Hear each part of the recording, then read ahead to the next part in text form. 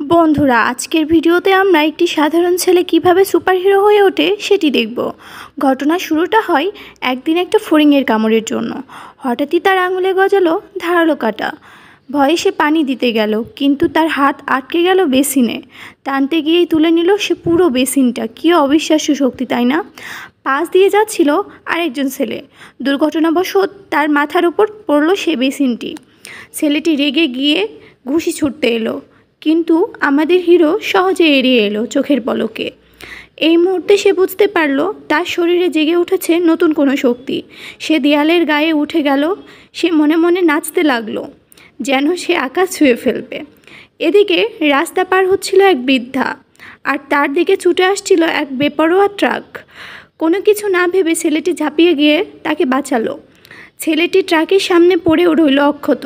ভাঙল শুধু ট্রাকের মাথা। লোকজন তো হতবাক, এক সাধারণ ছেলে হয়ে কিভাবে এই অবিশ্বাস্য কাজ করলো। এরপর সে দৌড়ে গেল কাকুর কাছে। কাকু ভয় পেয়ে একটি পেরেক ছুঁড়ল, কিন্তু সে মুহূর্তের মধ্যেই সেটি এক হাতে ধরে ফেলল। কাকু আবারও পরীক্ষা করার জন্য আরেকটি ছুরি ছুঁড়ল, কিন্তু এবার আর কোনো সন্দেহ রইল না। এই ছেলে হয়ে উঠল এক নতুন সুপারহিরোতে।